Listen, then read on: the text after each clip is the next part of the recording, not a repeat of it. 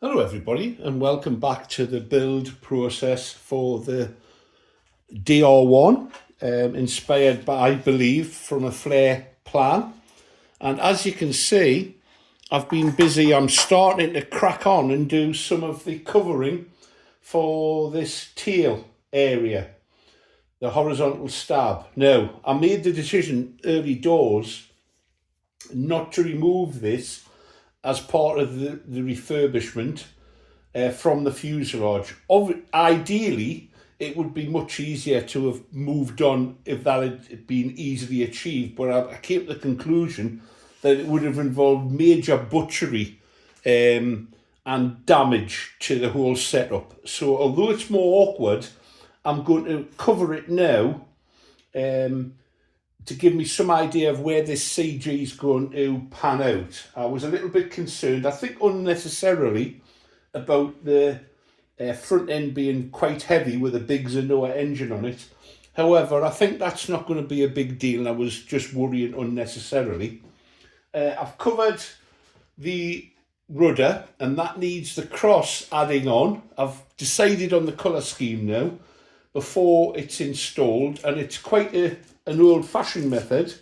Perhaps now you might use a pair of hinges, robot hinges might do the job. But the method here is a tube that's stitched onto the rudder, and there's not a tube, sorry, a piece of wire, and then the tubing's on there and it rotates, and that is stitched onto the fuselage. We'll see how it pans out, but before it's put on, the cross needs to be put on, and that'll be a separate video. I've been doing a lot of covering recently, and this method involves the dress lining and the application of Mod Podge first, and then let it dry. You can leave it for days, and when you reactivate it with the iron, it works really well. It was a pleasure doing this little bit of covering.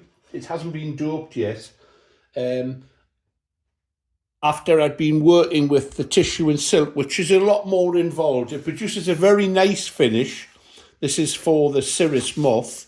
Very fine finish, much finer than you would get from something like Oratex, for example. When you compare the weave of Oratex next to this, it's noticeably different, but it does involve a lot more work and a lot more effort to get it to that stage. Putting the tissue on is fairly straightforward. It's just a covering exercise. Loads of free flight modelers have done it for generations. Putting the silk onto the tissue takes a little bit more care, and I have actually decided that you need to use a thicker wallpaper paste when you're actually laying it up, because you need it to adhere to the tissue until you can get that dope through to it. And I think I had it so thin that it wasn't actually adhering to the tissue underneath. This gives a nice finish. I'm quite pleased with it. I'll slowly plod on with that, and then we'll come to the painful exercise of having to spray it and colour it. Why did I ever pick silver? Goodness only knows.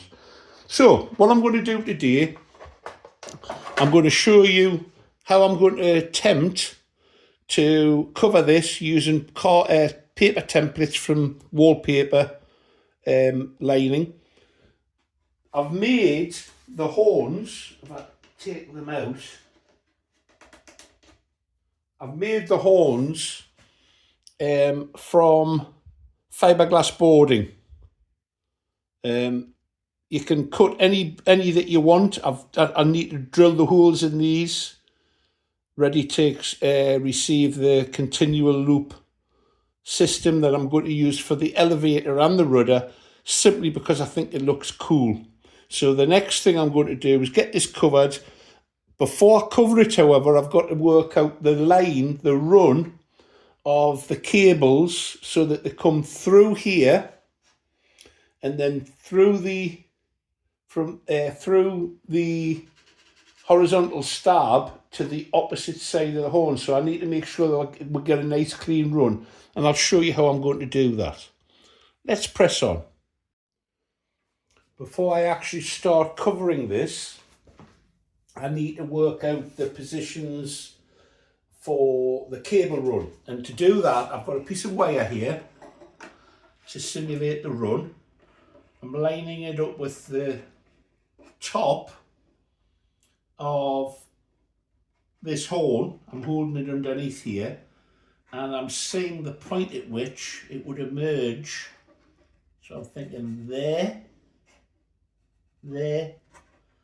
and here. Makes sense? No, it needs to be. Let's try running it through this way. So the horn's there.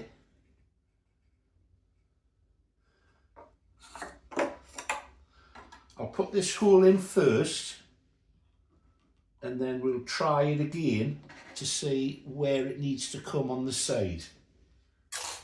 Bear with me, we'll be back. So after some jiggery pokery, I've used a piece of inner cable pushrod tubing, and that's going to provide the conduit for the wire which goes to the control surface. I've done the other side, and I'll show you what I'm doing here. I've packed around the tubing. I'm going to trim it off now as best I can.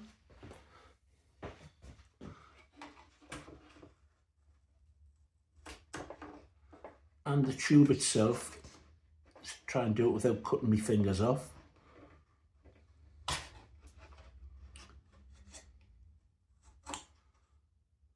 As much as I can, because I'm going to sand some of this. Excuse me.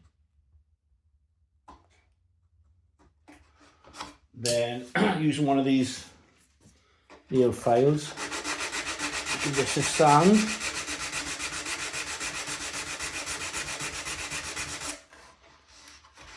Almost there.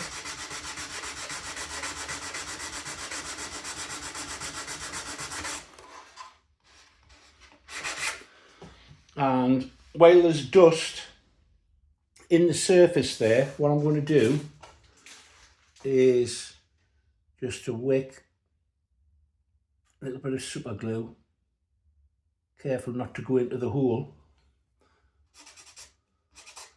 That's a nice seal now. This is the trace that I'm going to use.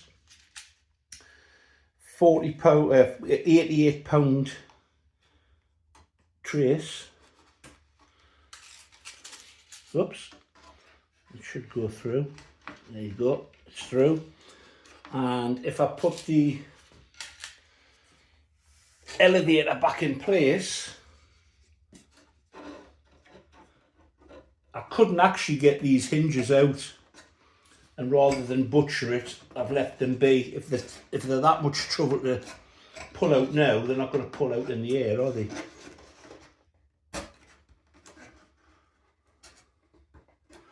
And that lines up nicely there in that position for the upper level. Okay, so I've got to repeat that on that side and then cut the holes out of the fuselage side for the run. That gives a nice exit ready for covering. It's little jobs, fiddle, you've got to get them done though. That runs nice and freely within the plastic tubing. Other side to do, and then we'll crack on. I hope you can see there's a very neat exit, which I'll cover the whole underside and then simply burn through with a soldering iron so that the cable can go through. Now I could push on and do the side of the fuselage, but what I'm going to do is make some templates, take the elevators off and make some templates so I can do the underside of this tail surface. I think we're about ready now, so I'm going to use this old wallpaper, and if I can stop everything from moving around, we'll sort of be in a position to make a template. And I'm doing that by, I can find the right pencil, here we go, by just marking the edge. And I find this brass rubbing method really handy for transferring the actual shape that you want to cut out, and that will allow me to make an accurate copy. There we go, an accurate copy onto the polyester. So I'll cut that out, and if actually more of these scissors, actually these are crimping scissors, which are actually to a scale of 1/4 of an inch to the foot, and I didn't really use them very much, but I found that they're invaluable in cutting the dress lining. It stops it from fraying at the edges, which is obviously what you're looking for. But I'll find where I've put everything, because being me, I normally start without clearing the decks. I'll cut this out and then transfer it to the dress lining, and we'll iron it on. I think the iron should be up to temperature now, so let's see. Yeah, that's fine. And anybody that's new to this sort of project, I will repeat that when you're using dress lining with the Mod Podge, you have to actually set the iron a little higher than you would normally do for commercial covering material. Don't want to bore people who've been on this journey so far, but there are some who are new to it. It's an awkward shape to iron this, because the normal rules of long axes, short axes don't really, and you can see there I can readjust if need be. That's taken nicely. Pleased with that. Little wrinkle there.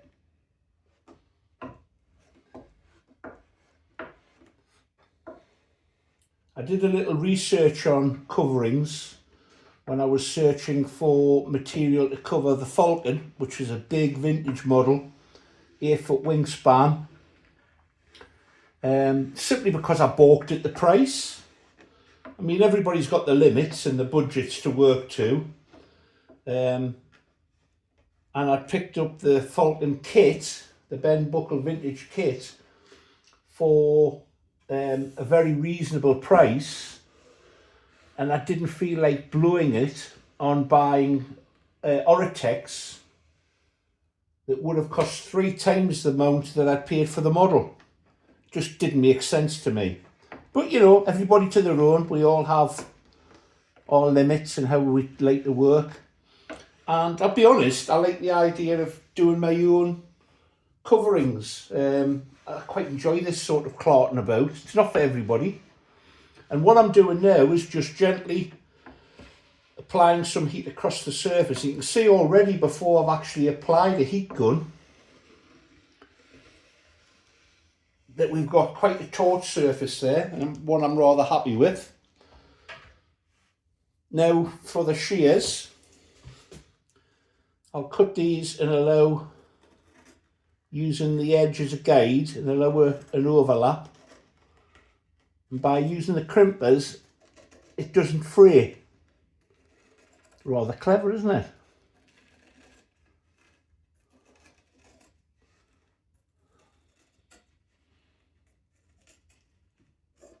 Gets a little bit awkward at the edges. I can trim this. Now, obviously, once you've got one edge done, you can't iron directly onto the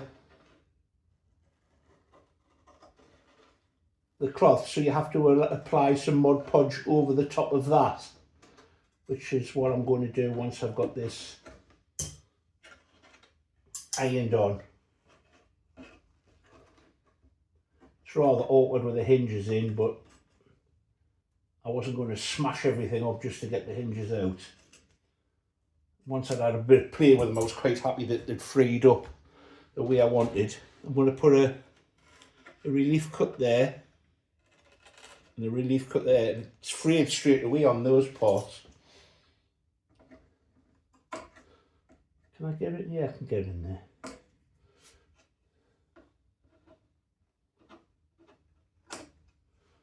Cut this corner off. That's it. Apply some heat. There we go. Yes, it's awkward, but it's doable, you know.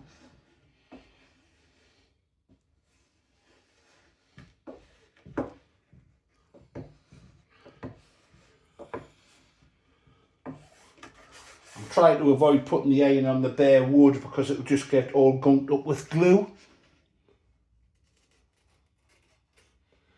And that's a new blade that I have in there. That's why it's cutting so well.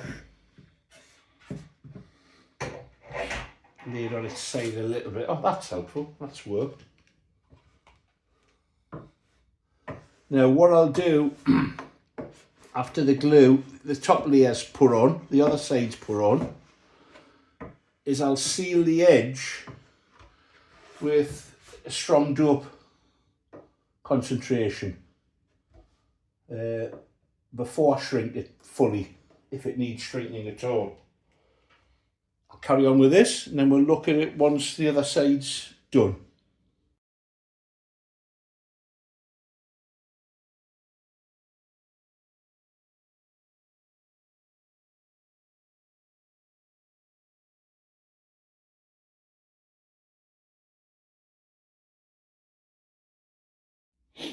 Now that the underside's been done, what I need to do, bear with me while I get a brush, is to go around the edge, all the parts that are going to be overlapped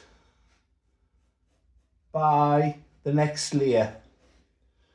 So I'll do this, and then when it's drying, I'll make myself a coffee, then I'll come back and we'll cover the upper surface and see what it looks like all put together. Well, there we have it.